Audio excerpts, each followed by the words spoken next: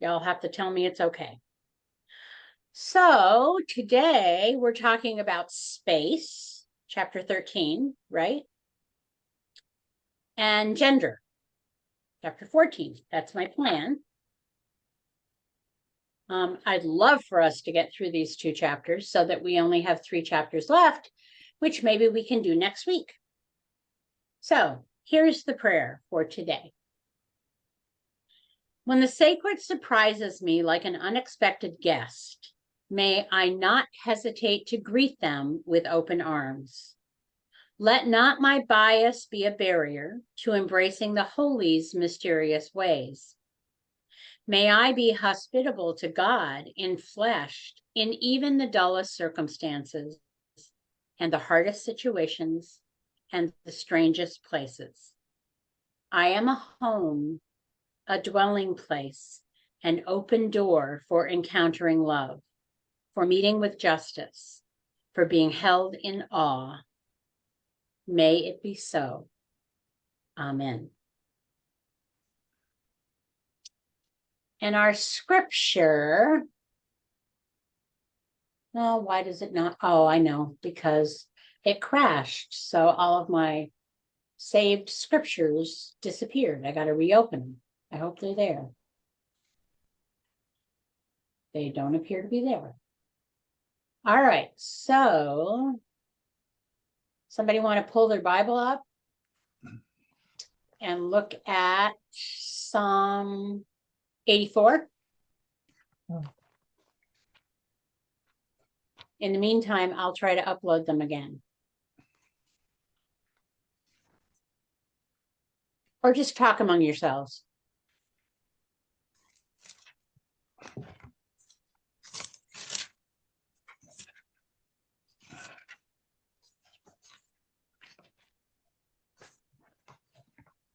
You're waiting. You want someone to read? Yes, please. How many? All the whole psalm. Okay. The whole psalm. How lovely is your dwelling place, O Lord of hosts.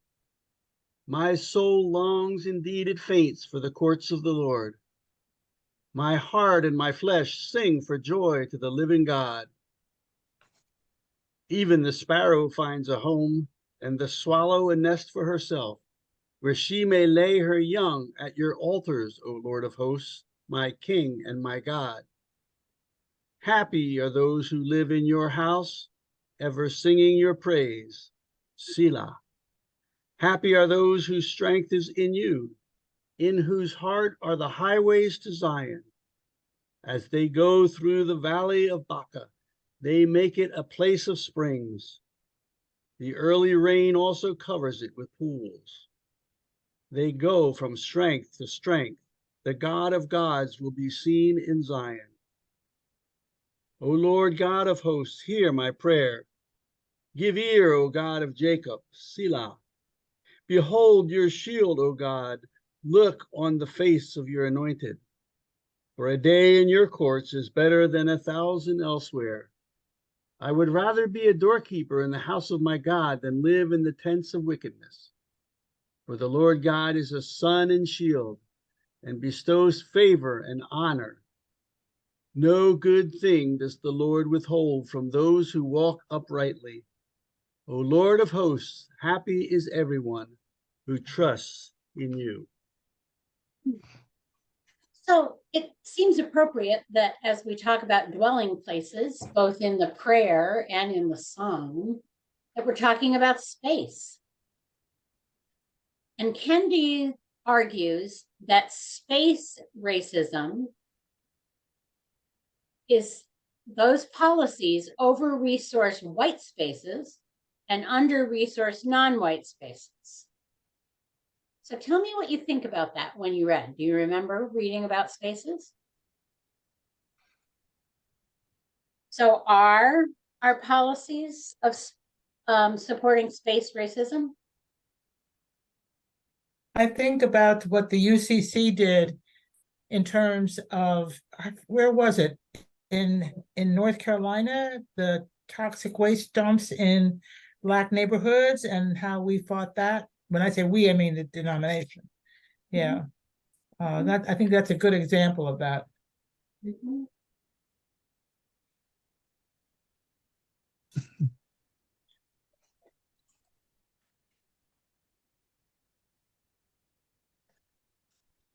I can think of some funding for public schools, Mm, especially in Pennsylvania.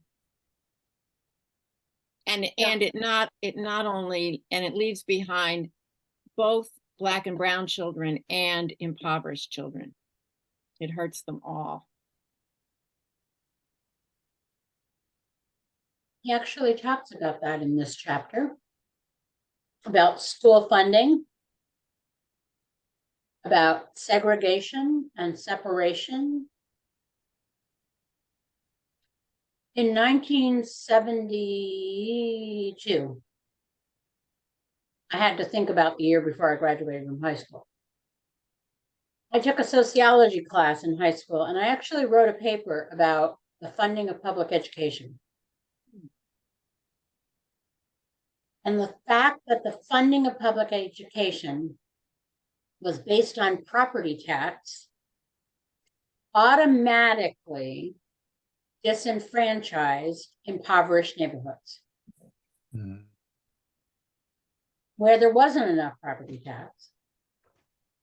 I mean, he had some alarming figures in this chapter about how different the funding was depending on where you were. So, what do you see happening where you are in your neighborhood, in your town, that is space racism?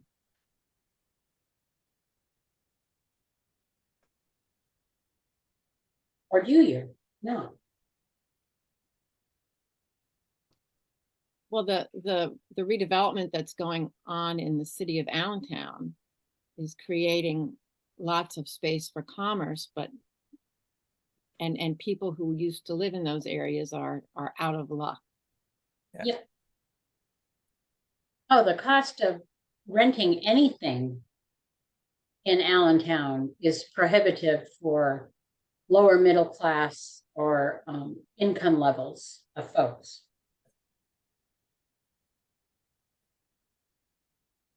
Interestingly enough, the other piece he brings into the space conversation is that the assumption that non-white spaces have so much more crime that they don't deserve to have resources.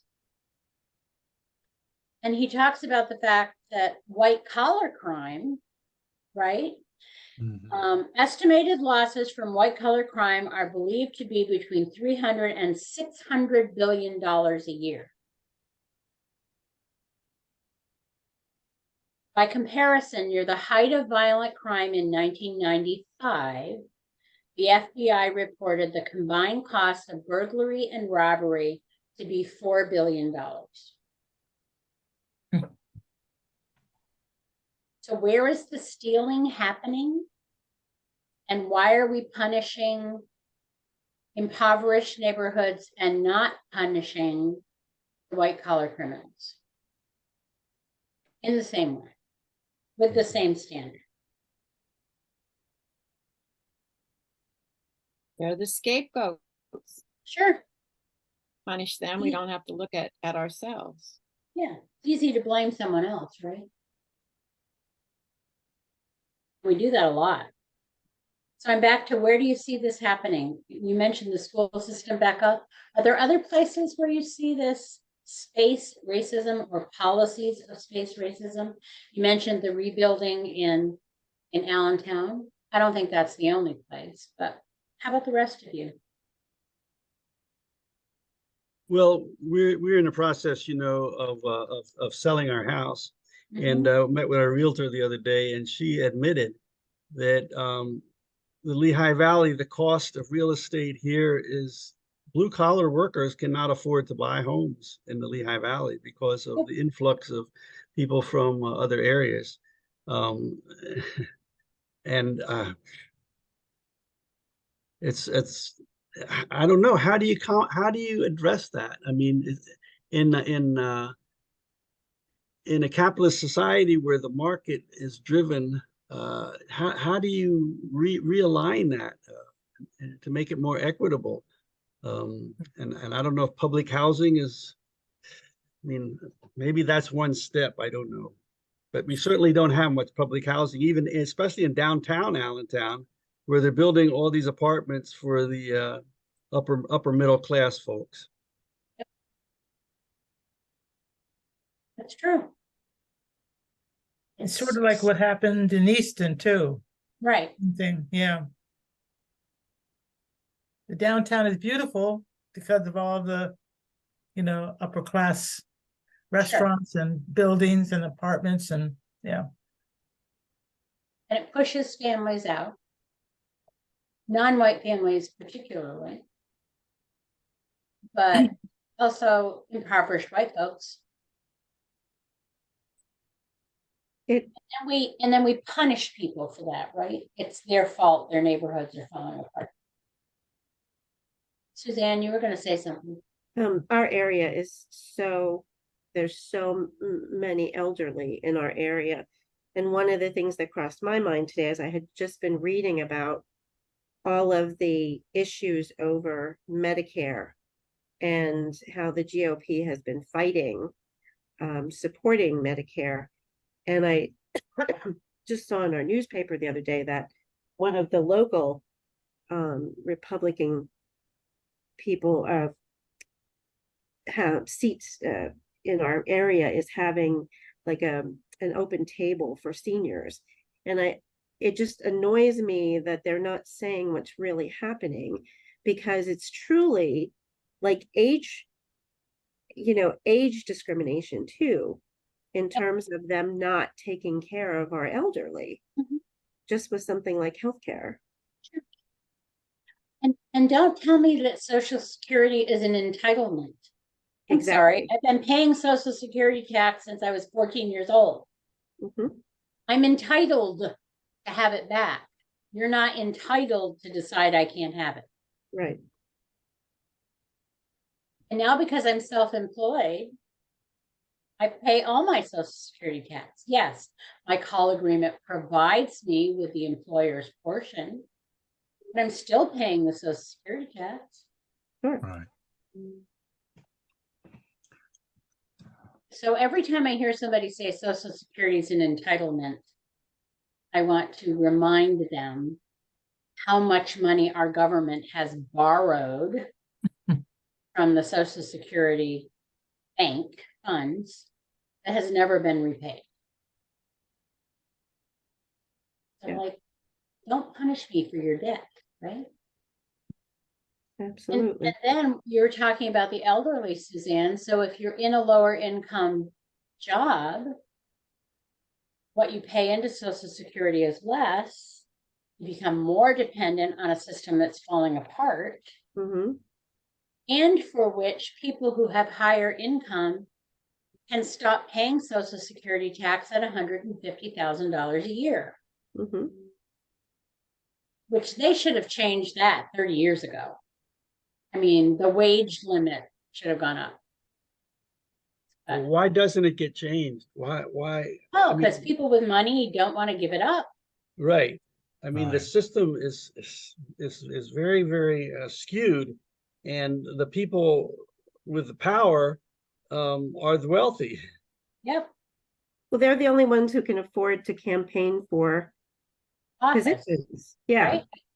So unfortunately, the person who might represent you and me doesn't get in there because they can't campaign for offices. Yeah. And the fact that we feel this way, you can only imagine how persons of color feel in terms of being disenfranchised. And I thought his comparison of the universities was interesting in this chapter. There's a quote, my book, I know everybody's got a different book, but it's talking about Black spaces being compared to white spaces.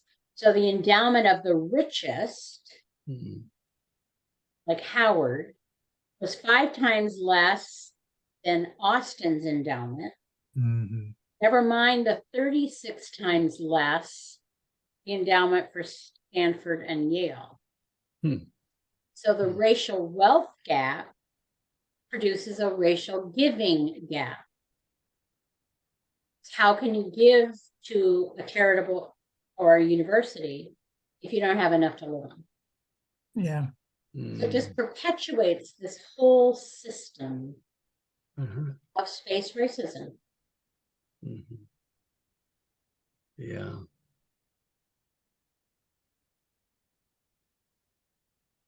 The thing that fascinates me, and it harkens back to his idea on the first page where he says too many people, that there are multiple ways of seeing the world, but too many people were looking out at the world from a European center, which was Yep. taken as the only point from which to see the world.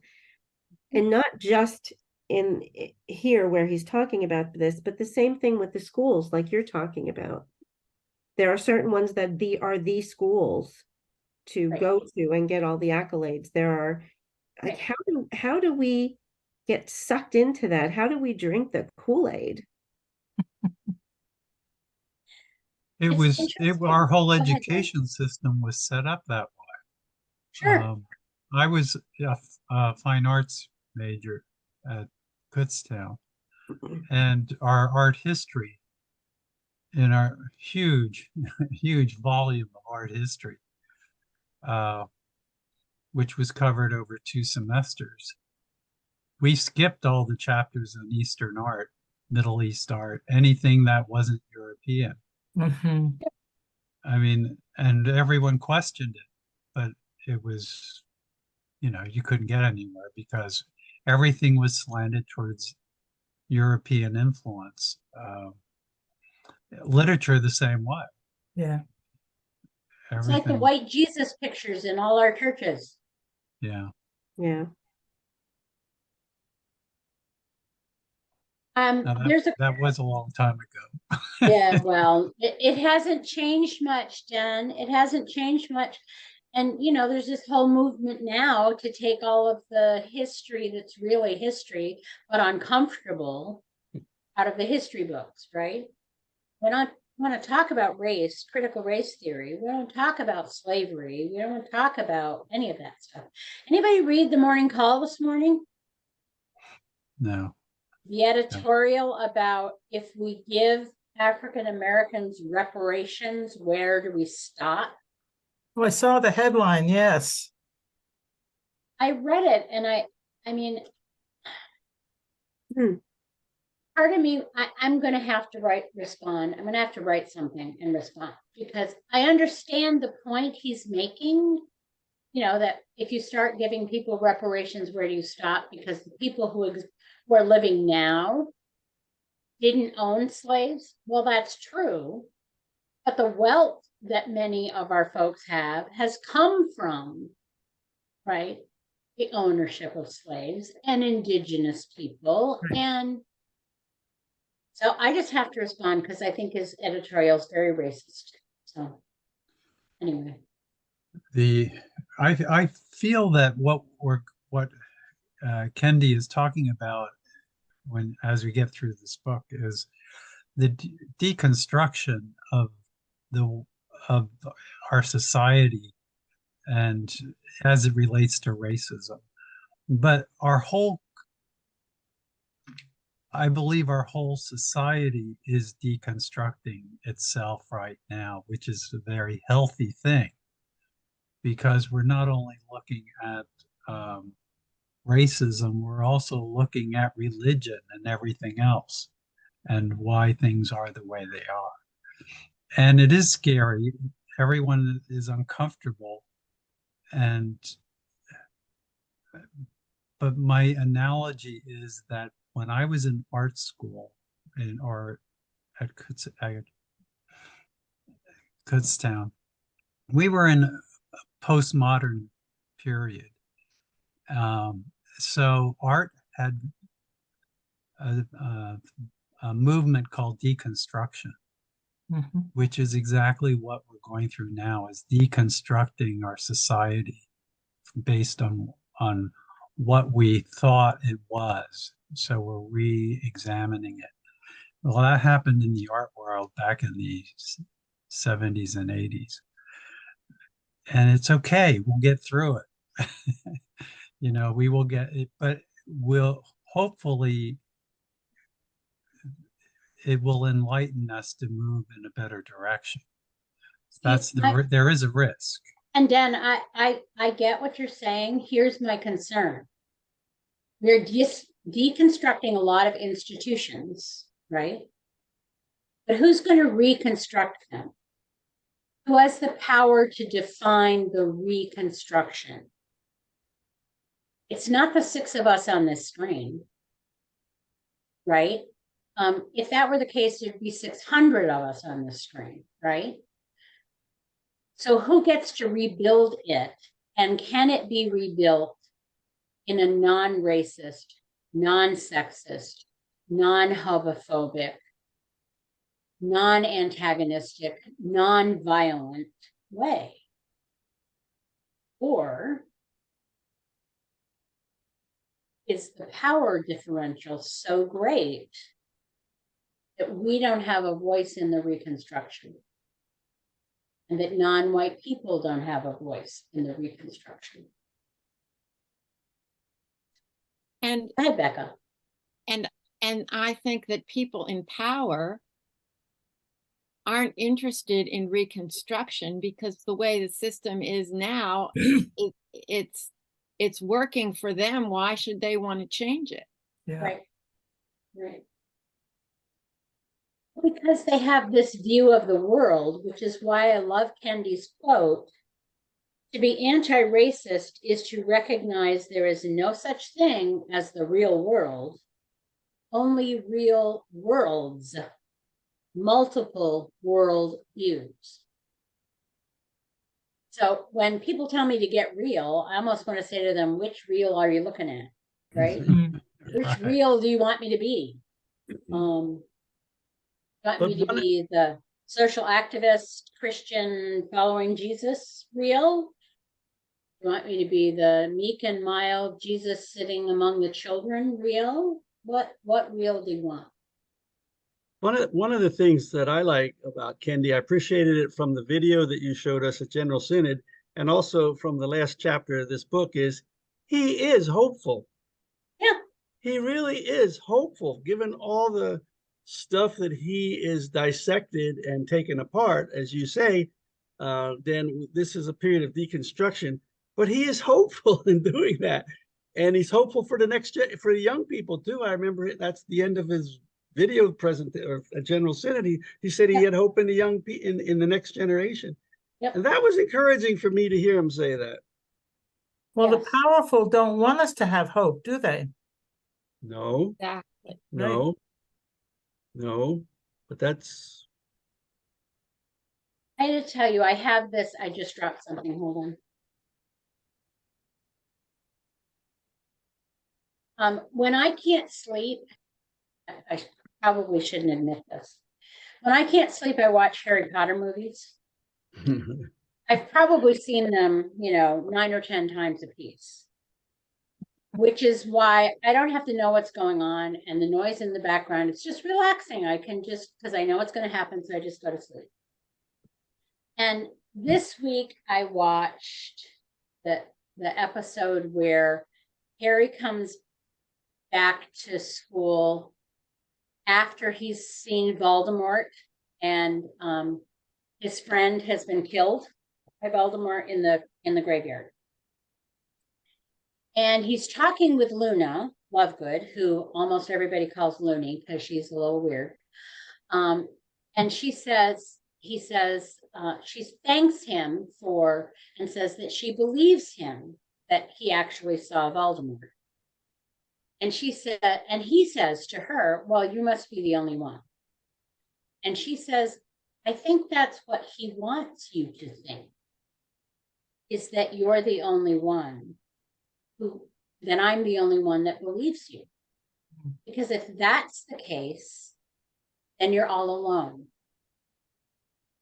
And there's no power, and she doesn't say it this way, but there's no power in your being all alone. I think that's what the hopelessness causes, is this sense of being alone, right? So if we believe that we can't make a difference and get hopeless about this Reconstruction piece, that only gives power back to the people who want it reconstructed their way. And I just paraphrased all that dialogue, but that's what it made me think of when we were talking about the isolation that space sometimes causes, right? Go ahead, Suzanne. Well, I was just going to say, Kendi has hope for the young people, and there must be something to that, because look how many of the politicians want to raise the voting age. I mean, the ones in power. They want to raise the voting age. Right, because they're afraid of the younger people who don't buy into everything. And part of it is, if I look at some of the books that were recommended to me by students that have gone off to Shippensburg and Elizabethtown and come back and say, oh, you got to read this book. It is right in line with what Kendi is presenting.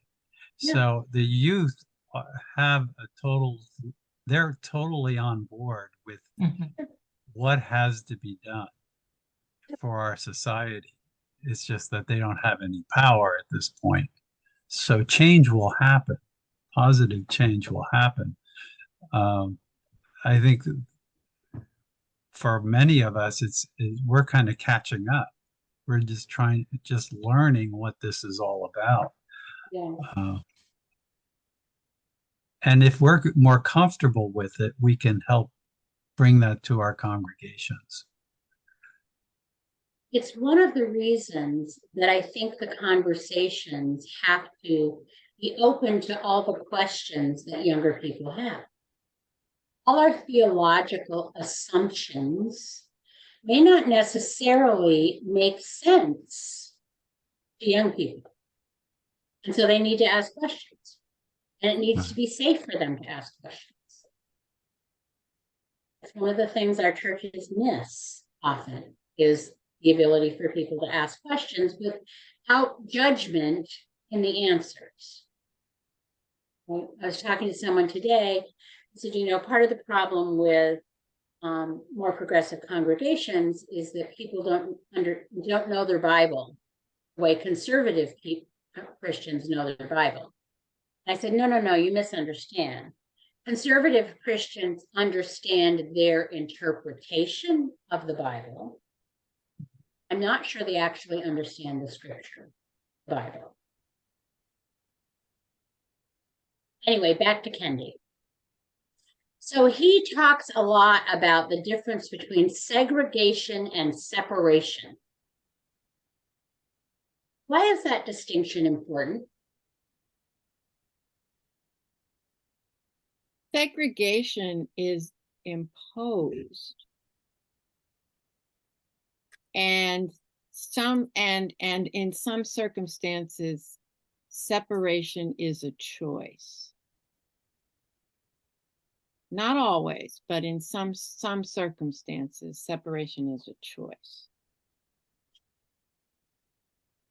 So does that change or challenge how you feel about spaces that are set aside for non-white people? Spaces that are set aside for non-white people? Spaces that they've set aside for themselves? Yeah. And that we are not necessarily invited to or to engage in. Well, I had an experience, I don't know, it was soon after I retired. I went to a showing of a movie, I'm Not Your Negro, by James Baldwin. James Baldwin. Yep. And there was a panel afterwards, a mixed racial panel.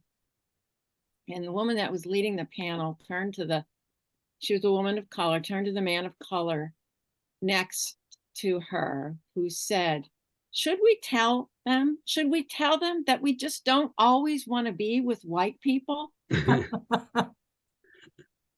And I thought, Well, that makes sense. It made sense to me. Why would you not want to be with your own folk, particularly when the other folk are discriminating against you, looking at you with arrogance, presuming that you're, I'm frozen again. Hoping I'm not going to lose you. All right, everybody's frozen. We can still hear you. Yeah.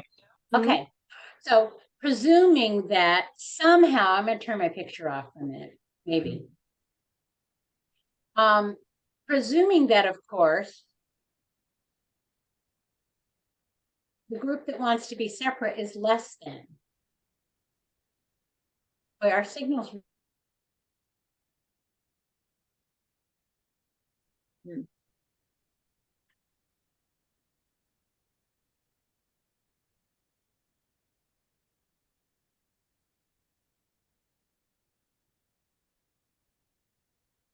Okay, Becky, you're our facilitator.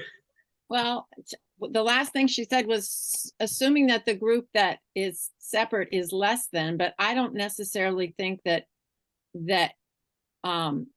if people of color choose that they want their own space, I don't think they're choosing it because they feel less than.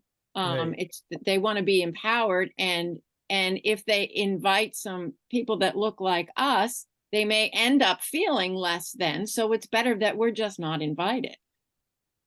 Yeah. Yeah. I think what she might have been referring to, though, is as soon as you have a space that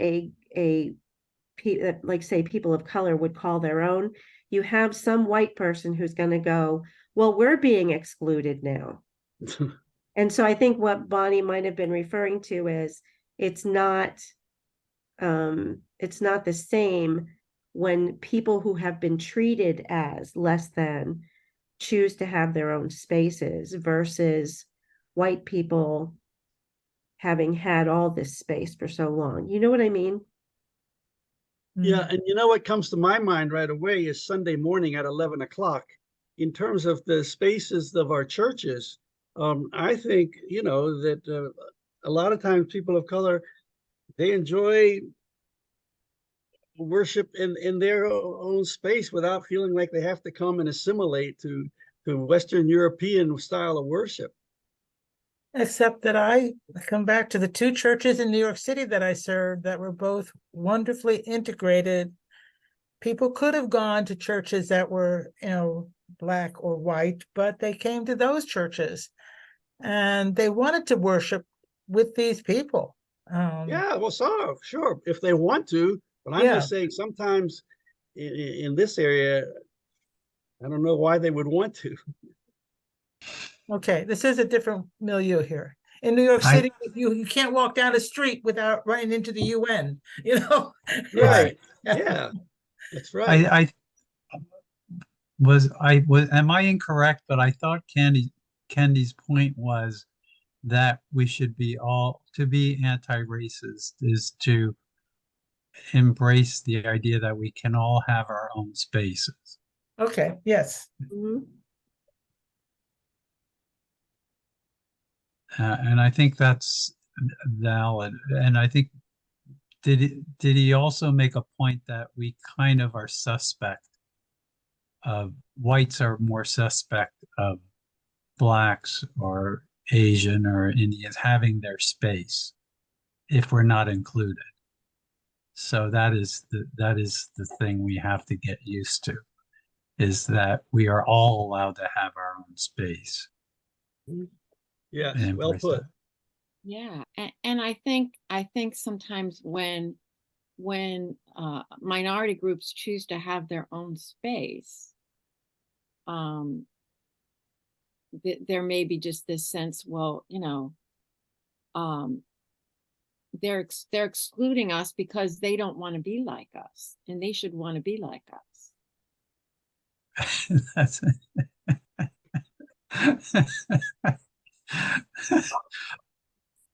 So are you having fun yet?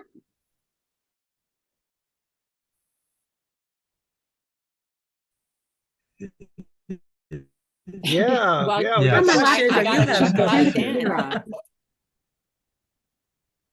So anyway, and it says that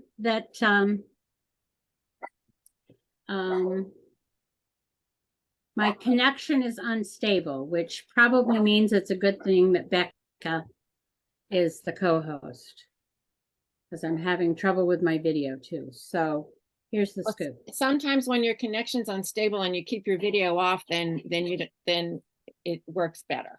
Not that we don't want to see you, Bonnie. That's fine. You can look at my picture instead. So we were talking, I think, about separation and segregation and why it is that sometimes non-white people want to be separate from us. And why wouldn't they? When we spend half our life judging them.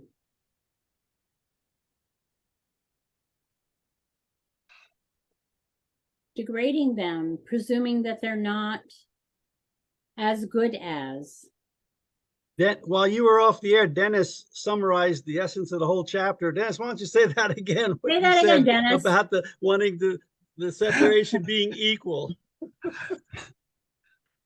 Right. I think Kendi's point was that having our own space is that's the point, that we can all claim our own space. Whatever, if we're Asian, African descent, Middle East, white, European, Indigenous. having your Yeah. right, indigenous. Having your own space, right. And that's okay, but the point that he was making is that whites generally are suspect when other people of different ancestry gather, and it's really a white problem, and we need to get over it and Yep. allow and just accept the fact that we all deserve our own space. Sure. Sort of like when I was young, I shared a bedroom with my brother till I was about, I don't know, 11 or something, or 12 or whatever. I couldn't wait to have my own space, right? Mhm. That I could call my own. Because I tended to be a lot more neat than my brother. Anyway. So when you read this chapter, what were your thoughts about integration? Because he talks about the integration of schools, and that nuances some of the perception. What did you think about that? Seemed to me that the point that he was trying to make was that integration can be detrimental to people of color when they are such a minority that they it undermines their identity. That's kind of what I got out of it. Sure. Yeah, You it's know. hard to do integration without implying assimilation, that there is a certain standard, and it usually is a Western standard. And like Sure. you said, then the persons in the less dominant culture certainly don't feel as empowered. Well, he actually uses percentages, right? If I'm in an integrated school system and I'm white, 60, 70, 80% of the people I encounter are white. And so almost, 6 in 10 people that I see are like me. But if I'm Asian or I'm African American or I'm indigenous, I may not see anybody who looks like me after seeing 100 people or 1,000 people. So where are the people with whom I can more intimately relate? I can't find them, right? I think back to my high school that had one family of African descent. There was one student of African descent in my graduating class of 160. Now, that's a pretty small school, but still. I think part of his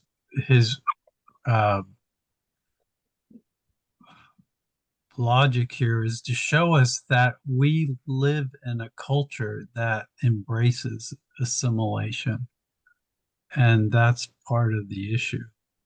And even quotes Barack Obama and Yeah. people that you wouldn't expect, and maybe that's why it was so surprising. But Yeah, we're in that kind of culture, and assimilation is acceptable. So Well, when we because it start, has a judgment attached to it, right? We're not assimilating with non-white people. We're having them assimilate with us. right, And that goes back to an earlier chapter where he was talking about the criticism of the what was the language, the lingo. Oh, there was yeah. Ebonics. Ebonics. Yeah. And it was, I remember seeing an interview on 60 Minutes where Bill Whitaker was interviewing Denzel Washington. And so there's these two men of color on the screen, and they're kind of talking about some kind of common experience in a Black space. And for just 2 sentences, they just got into this lingo. It was just, I thought it was great. I had no idea what they were talking about, but they just kind of got caught. They got caught up in it. And I just thought, well, yeah, that's great. Yep. Yep. Yeah. It's interesting, right? How we make all those connections, presuming that we understand, right? Is there Yeah, more about space you want to talk about? well, I just wanted to quote Barack Obama. He wrote, Yeah. "Only white culture could be neutral or objective. Only white culture could be non-racial. Yep. Integration into whiteness became racial progress." And that's what we're kind of stuck on. Sure. Sure. That The just best place, wasn't. the best way to be, the best community to be in is where white people are. The best schools are where white people go. It's all very strange, right? Mm. Well, and there's and I think there's also a difference in perspective from a person of color that grows up in a biracial home, which is, which Barack Obama did. Right. That's right. Right. Which my grandchildren are. I don't know if you know that my daughter-in-law is Korean. She's actually born in Korea, adopted by Polish parents here in the US. She has a brother, also adopted, not her biological brother. And some of my grandchildren look very Caucasian, look very European descent.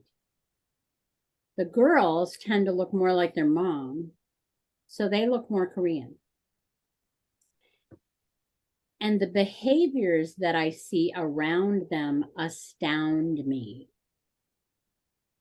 I can remember Jacob telling me that when he first told his classmates and his teachers that his mother was Korean, suddenly he had to do better at science and math, and he had to be more polite to his elders. When in fact, what Jake wants to do is play jazz on his trumpet and, you know, play football.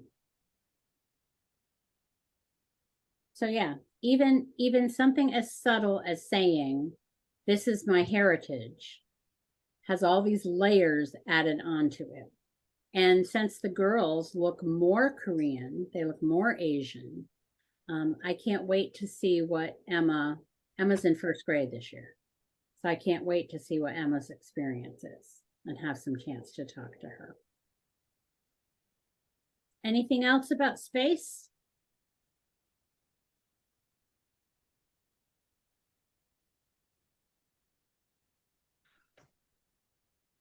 Well, then why don't we try going to gender? So exciting. So let's do another prayer. Spirit of truth, all that has shaped me, my experiences of joy and pain, both are held in your embrace with care. I take comfort that you know what is in my heart. You meet me in my intentions and nurture what is good. You take delight in my desire to be generous and kind. But where there is love within, striving to become an outward expression, and still doing harm nonetheless, come with your gentle correction. At each day's end, may I rest in the knowledge that I am loved, I am valuable, and my persistence in showing up to the needs of the world with humility, courage, and conviction will be made fruitful in you. Amen. The scripture is a really familiar one. It's the birth of Isaac from Genesis 21. I probably am not going to read it all to you because we all pretty much know this story, right? That Sarah conceived in her old age and had a son named Isaac. And then there was the Hagar and Ishmael situation where they were sent away and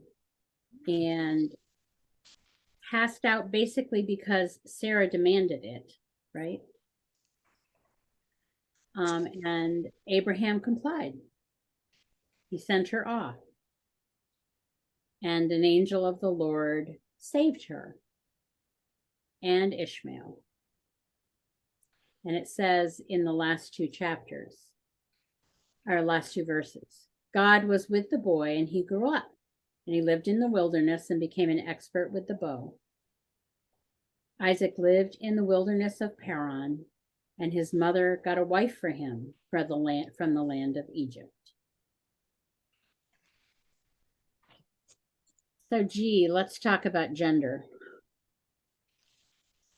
Who was it that grew up? Ishmael grew up. Ishmael grew up. Okay. Did I say Isaac? Sorry. No, Well, that's what I heard. no, you said he. It was Oh. not clear Oh, whether it okay. was Isaac or Ishmael. Oh, it's Okay. Ishmael. So throughout this chapter on gender, Kendi keeps identifying people and relationships that pushed him to think about anti-racism in different ways, about gender anti-racism, about queer anti-racism. What are you eating? I don't know what the dog is. Oh, okay. So long as the dog's not chewing on something he's not supposed to. Anyway, and how those folks informed him about gender racism, queer racism.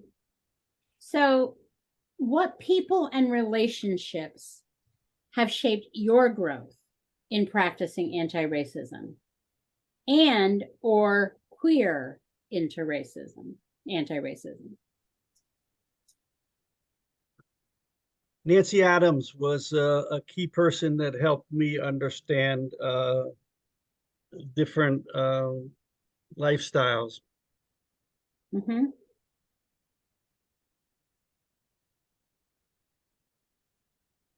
one of my best friends from the time I was in grade school was gay.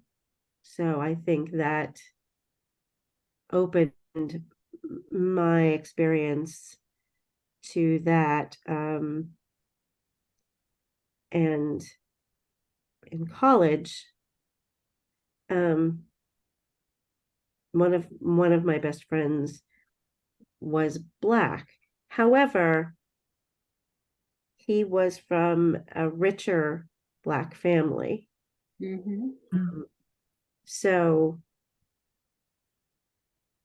it sounded to me kind of like Kendi's parents. Mm. I'm not sure he affiliated himself with other Blacks easily. Mm. Mhm.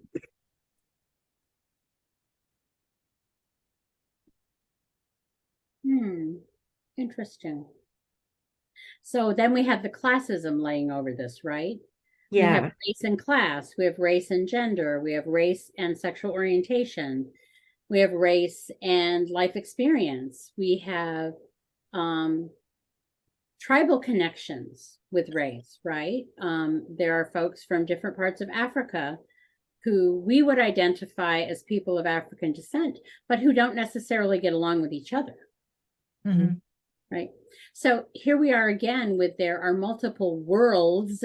There is not one world view. But I thought his conversation about the expectations for Black women and Black men was really what I had experienced. I have actually heard, the welfare queen thing, Mm. the, comment made. When in fact, the proportion is higher per capita because there are fewer African American descent folks than there are Caucasian descent folks who are utilizing those same services. So the percentage looks higher, but the actual number of people isn't higher. So I thought it was really interesting. I have to be cautious because I can be pretty feminist, so I'm trying to behave. But how our majority culture tried to frame the culture of folks of African descent and really structured or wanted to restructure their gender identities, right? Somehow, women of African descent were taking advantage of men of African descent, and men of African descent were being victimized by them. But it was a really interesting conversation. How did the rest of you feel as you read this chapter?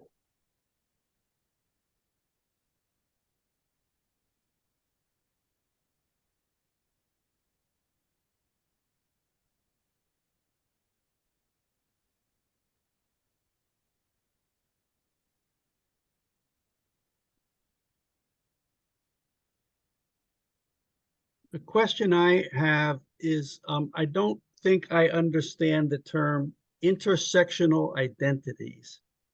Could you explain that for me a little bit? I can try. Okay, so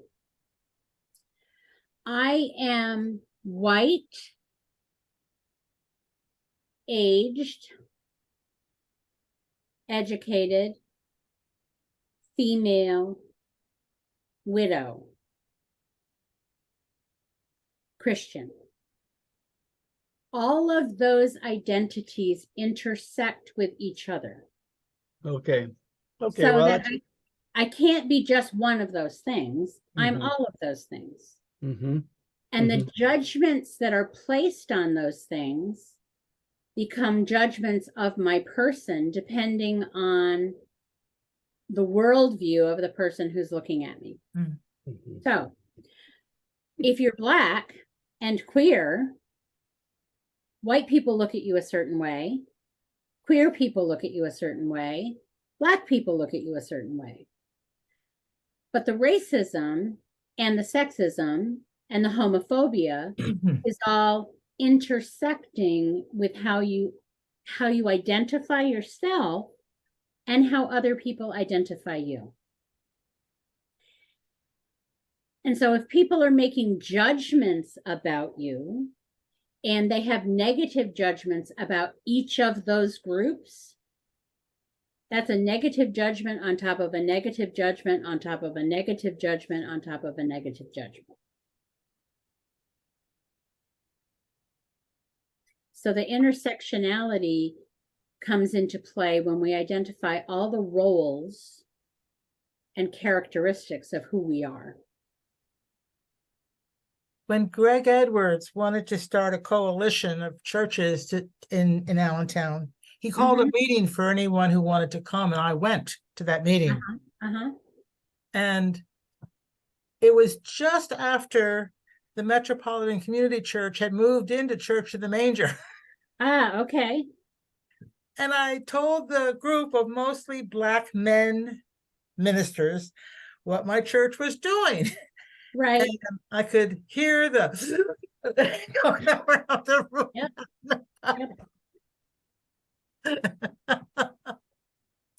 Some things in some cultures are viewed very differently. I expected that to happen. Well, I loved Kendi's conversation of the woman of African descent who is also a lesbian, who just kind of opened his eyes, because she would say exactly what she believed and exactly what she thought, and he was afraid to counteract her, right? He was afraid to come at her for fear that one of three things would happen. She would be insulted and, go up one side of him and down the other because she didn't have any problem sharing her opinion. He would alienate her, and he was learning from her. And or he would prove himself to be racist or homophobic in this situation. There's something about me that just loves that. His willingness to say, I was afraid because I really don't know enough about this, or I really cared about the intelligence of this person and I didn't want to insult them.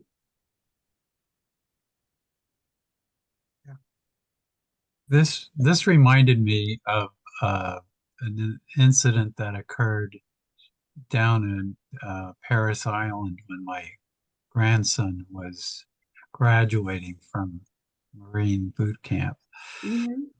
They had all the families. They had to go through our vehicles, and they had us all go to under this tent to listen to the commanding officer explain the protocol of how we are to behave, or how we are to proceed.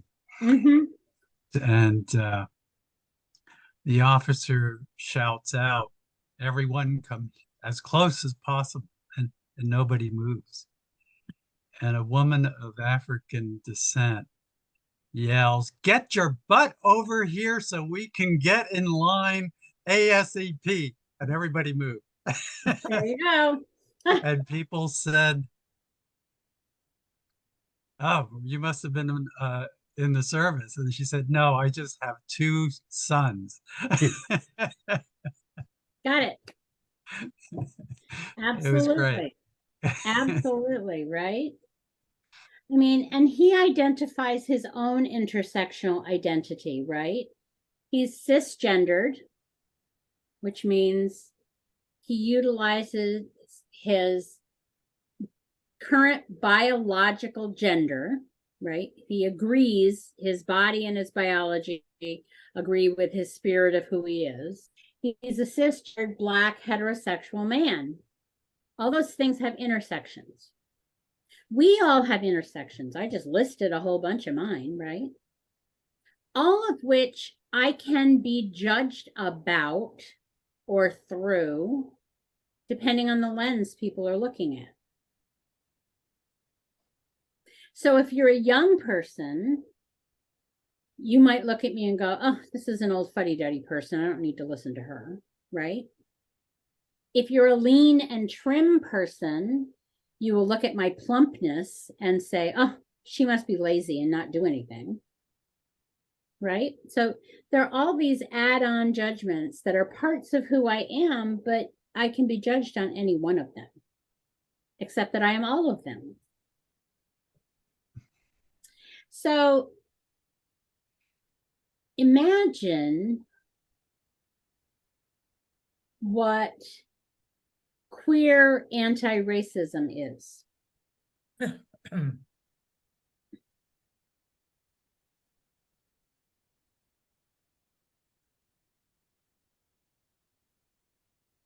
Well, when I was growing up, we didn't use the word queer. It was considered an insult, right? You didn't call homosexual people queer.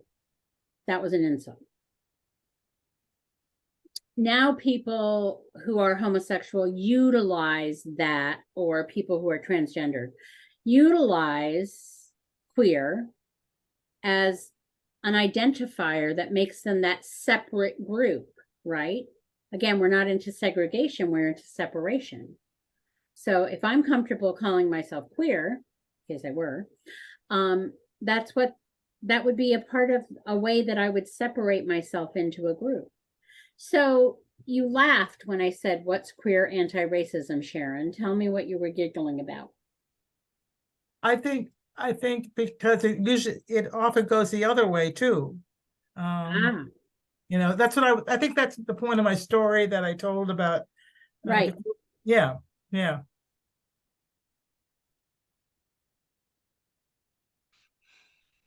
Anybody remember the part of Isaiah 11 where the prophet talks about the peaceable kingdom? God promised, all of God's promises are fulfilled. The people follow God's ways. It's a vision we sometimes call the peaceable kingdom. You know, lions lie down with lambs and all of that, right? So what do you imagine a queer, anti-racist kingdom, kingdom would look like?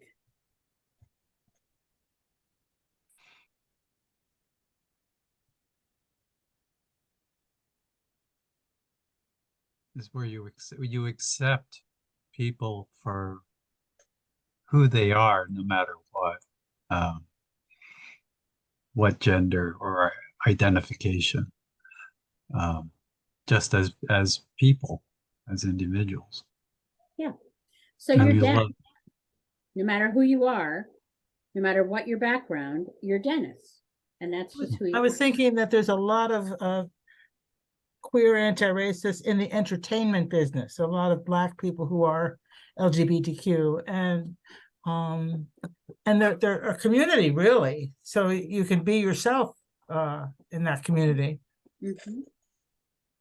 Mm-hmm. Mm-hmm.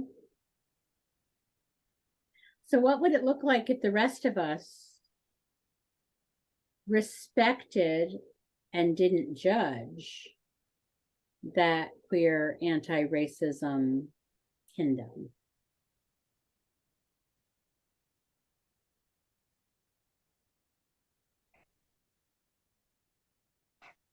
What comes to my mind right away is John Lennon's song Imagine. Oh, yeah, it's true.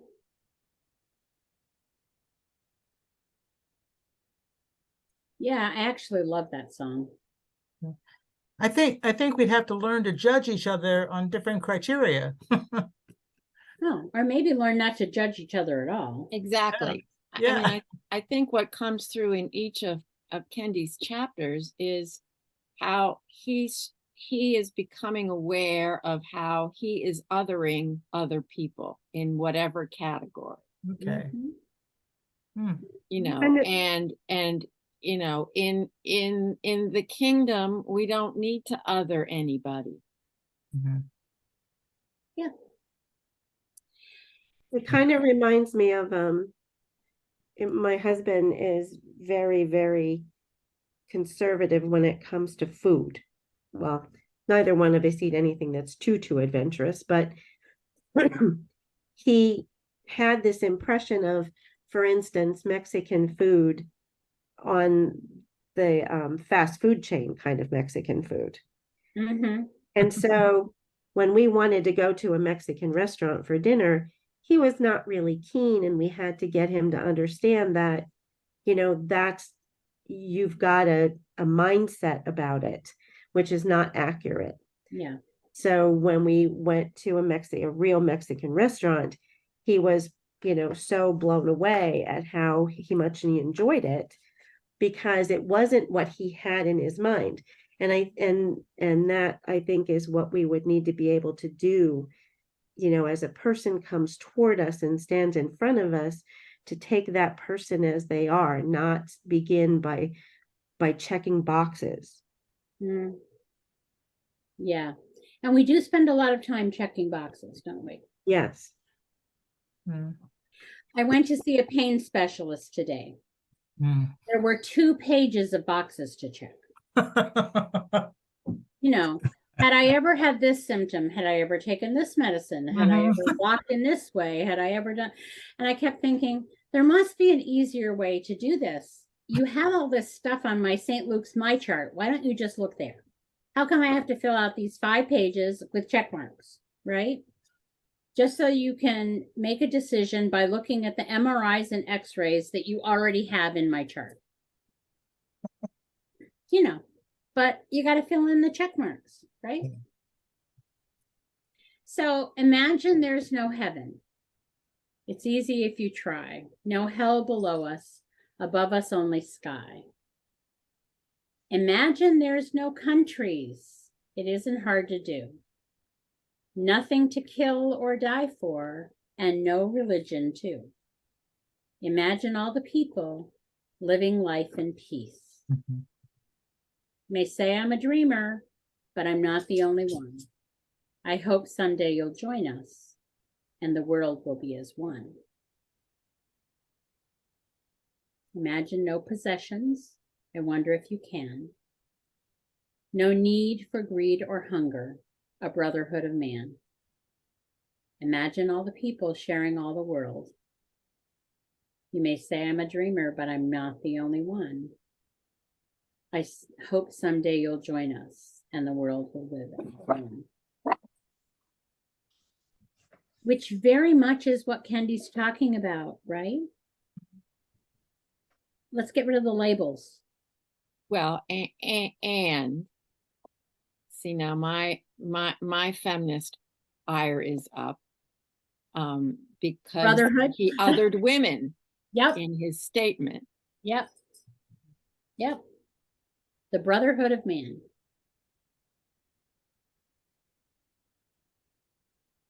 Yep. It's like when I hear only masculine language for God. It's one of those things that drives me crazy. Because if I'm created in the image of God and I'm a cisgendered female, then how can God be male? Only male.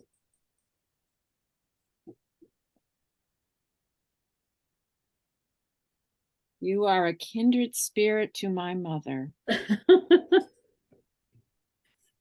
Well, and here's the other piece, right? If Kendi's created in the image of God, how can God be only white?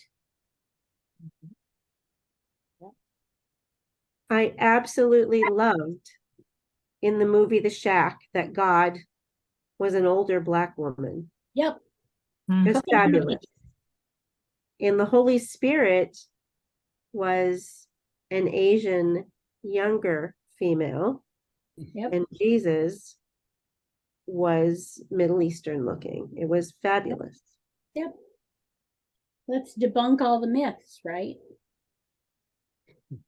I just saw an iPhone commercial about on YouTube where talking about environmentally friendly devices and less environmental impact, and they're they're being accountable to Mother Nature, who is a woman of African descent and is playing the role of his Mother Nature. And I thought it was genius. Mm. It was wonderful. Yep. Well, that's probably going to create a stir because Ariel the mermaid can't even be anything but one. That's right. Yeah. And you see more interracial couples in advertising. Sure. Black man And and more white same- woman. And Yeah. more same-gendered couples. Yes. Yes, definitely. And I wonder how that changes the world views that we have. I'm sure it makes some people angry. Oh, God, yeah. Well, I hope it makes it more comfortable for interracial marriages. I had a friend, and also she was a manager at Prudential, who was married to, or her second marriage was with someone who was of white descent, European ancestry. So it was an interracial marriage. Mhm. And when we took the package because of the reorganization, most of us did, she and her husband moved to California because Mm. how difficult it was for them to live in Bucks County Yep. Oh, God, Com- yes. compared to California. Before Sorry, I Lincoln shouldn't and I judge were Brooks married, County either. yeah. Before Lincoln and I were married, he was in a meeting in California, my Indian husband. And I went out to California. I went to the hotel where his meeting was. The concierge put me on to the meeting upstairs on the phone. I talked to one of Lincoln's co-workers and I said to him, I'm a friend of Lincoln Joseph. Could I speak to him? And the guy says to me, you're a friend of Lincoln? I said, yeah. And he said, but you sound like an American. Like an Indian man, and then, so we weren't even married yet. Yep. Yeah. And the judgments are already coming, right? I was thinking, when I was in high school and college, I had gay friends, but Mhm. we never talked about it. They were just who they were. Mhm. Never talked about it. But when I got to New York and sort of lived in the midst of a community where there were a lot of gays who were more open about it, it was something that I learned how to talk about too, because they were comfortable talking in that setting. Sure. Mm-hmm. Yeah, absolutely. Yeah. Again, it's very relational, right? Mm-hmm. And it has to do with us seeing people as people rather than us seeing people as labels.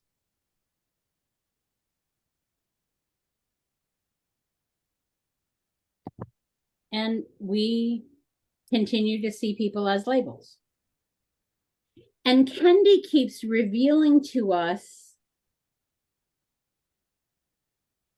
different world views to help us begin to shift our own vision of the world. That's what I like so much about him, aside from Alan's comment about his being hopeful. I like his willingness to say, I don't know everything, but here's what I have learned so far. Well, and he's always looking at himself and critiquing himself and seeing his own hypocrisy. Yep. I mean, he does that chapter after chapter after chapter after chapter, Yep. where he's on his high horse criticizing and then saying, wait a minute, I'm what I'm talking about. I'm what I'm pointing my finger at. Yep. It was just, it amazed me that he was able to do that. Mm-hmm. Mm. Mm-hmm. He was also able to look at his own family Mm-hmm. and see where some of that came from. Sure. It was in this chapter, right, where he was talking about his parents' premarital counseling, and the wife will submit to her husband thing came Oh, up, yeah. and his mother just about lost it. Excuse me? I'm not submitting to anybody. I submitted to my father when I was a kid, but I'm not going to submit to my husband until we could get to we submit to each other.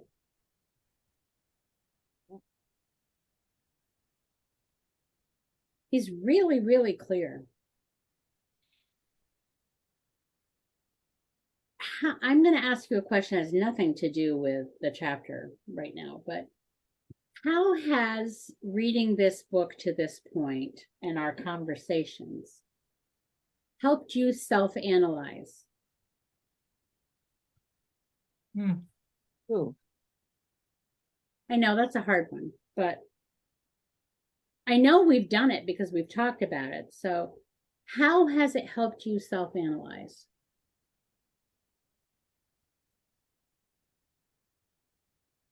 It's made me take a look at what my expectations are as I interact with someone realistically. Okay. And it makes me actively work at watching my descriptions and my adjectives. Okay. Make you watch what, Sue? My descriptions and my adjectives. Okay. You know, the person at the checkout counter is the person at the checkout counter. I don't always have to describe them in according to race or dress or any other thing Yep. that I may be assuming about them. Yep. You know, according to what again, expectations and preset ideas. I've really begun to challenge all of those things much more, and I challenge it with my family. How's that? No, never mind. That's a whole other discussion. I mean, sometimes it's well meant. Yeah. And by that I mean, you know, Lee is very conscious of the prejudice that a lot of our Hispanic community are experiencing in Hazleton. And Mhm. I'm sorry about the lighting here. We're No, that's actually, okay. I'm in a hotel room in Rehoboth, so I can't control it, but so he wants to emphasize, of course, that the person who checked him out was a young Hispanic woman, and she was so nice. And I have to explain to him that in and of itself can be perceived as racist, because we don't point out, oh, gee, they were so nice and they were Hispanic. Like it, so it's, and so that, you know what I'm saying? It's Yep. just, Yeah. so, well, you You know, wouldn't my say, son, I will catch it and will Jesus. say, drop Yeah. the adjective and just tell us that they were nice, you know, like that All kind right. of. Because we wouldn't necessarily say the white clerk at the counter was very nice. Correct. Right. And he means well, it's just he doesn't Sure. see the flip Right. side of it. Well, we're taught to label things, right? That's how our brain sorts information.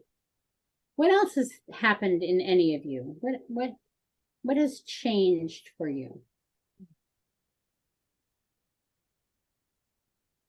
Well, I think, you know, that he emphasizes again that differences are there, that we are different. We're all different in so many ways, but Right. that our commonality is that we're humankind, brothers and sisters, and that the differences make us richer and enhance our humanity.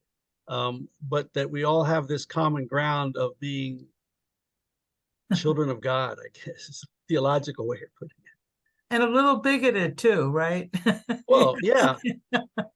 And you know, the other thing too, we were talking about, I think, you know, he recognizes how he has made mistakes and grows, and he's willing to allow us to make mistakes. Because every time I open my mouth, I know somebody's going to have a different perspective, but I don't know that until we have the opportunity to discuss it and talk about it. Right. Because if I feel like I have to say everything perfect every time, I won't say anything. Well, right. So what I once said this to my congregation is, what makes us Christian is we forgive and we work together, not that we're perfect. Oh, gosh, yeah. I think his perspective too in informing us about assimilation and segregation has been really helpful, because it helps me understand why my parishioners have trouble with the issue of racism when they are familiar with people of color who have assimilated into the white culture. So they don't quite get where there's racism there. And Yeah. and that allows me not to press that issue, but understand that it really, they can't come to terms with that without really reading this book, basically, or get there gradually, because we're all entrenched in assimilationist systems and Well, culture. and in racist systems and in racist policies and in racist economics and in racist and in racist and in racist. And people tend not to want to think about policies, procedures, practice, law, right? We just want to think that if I behave well and you behave well, it's going to be all fine. Except Kenny's really clear about it's systemic, right? Racism is systemic. Mhm. Racism is written into our policies. It's written into our economics. It's written into almost everything that is a part of our culture. Well, it is written into everything that's a part of our culture. And Alan, I really appreciate your comment about discussion, because I think in much of the United States right now, we don't discuss anything. We argue. I compare it to, we don't have a dialogue, we have a diatribe, right? Because we've forgotten to listen to each other. We've forgotten to listen to each other in the church. I think telling our stories to each other is so important for that reason. Right. Yeah. And they are only our stories. I don't have a right to tell somebody else's story. Right. That belongs to them. Yeah.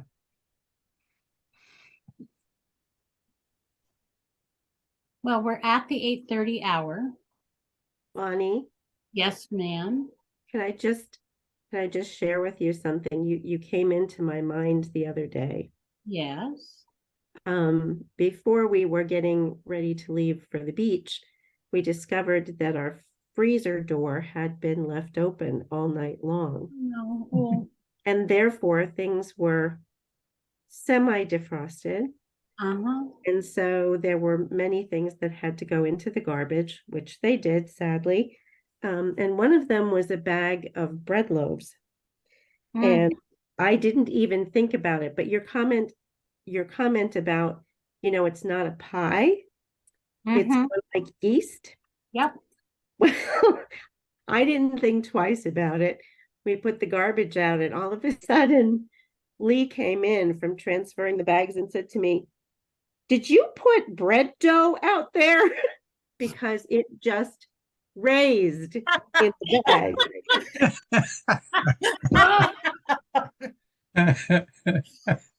Okay. And all I could think of was your analogy of yeast. Yep. I just had to share that with you. Sorry. Oh, thank you. No, that's fun. And I will continue to say power is not a pie. To have power is yeast. But that's a great story, Suzanne. You need to tell that in a lot of places. Right. So I want to ask you a question. We have 4 chapters left in this book. I don't know that we can do 4 chapters in one night. But I am not free the first Tuesday in October in the evening. I can do next Tuesday, and then I could do the Tuesday following that. Not the 2nd or the 3rd of October, but the one after that. Or we can attempt to cram 4 chapters into next week. Or we won't utilize this format and we'll just share whatever is most important to us from the last 4 chapters. And I am leaving all of that up to you. So you tell me. And we would share that next week. Yep. I won't be here next week. Oh, no. Well, I'll be on vacation, but I don't think I'm going to be as dedicated as Suzanne and log on. Well, you'll get the recording, which Okay. won't be the same, but No, it won't. So what do you think? Highlights of 4 chapters as you want to talk about them? Or 2 different sessions, one of which may need to skip a week? I would prefer to wrap it up next week and share what we felt was important in those 4 chapters, the most important things. So what do the rest of you think? I'll go along with that with Dennis. I'm good with that. Me too. All right. So we will finish next week. We may run a little longer, but it'll only be next week and we'll do the recording. So Becca, you will have it. If you have highlights from those 4 chapters that you feel like you really want to share, send them to me via email. I'm happy to share them Okay. with the group. And we'll finish up next week, and I'll let the other folks know that we're going to try to finish the highlights of the last 4 chapters next week. And you have my apologies for having to miss a couple of weeks. I hope the conversations with Linda went well. Yes. I just Yes. was like curled up in my bed. So, Mm. and hopefully this epidural steroid shot is going to make a huge difference, and I'll be running around like a crazy woman instead of limping around like a crazy woman. Well, So, you're in our prayers. yes, thank you. Yeah. I know that's what's holding me up, really. Thank you. Go forth, my friends, and work at being anti-racist. Thank you. Love to you all. Thanks. Good night. Take care, bye. Bye-bye. Night.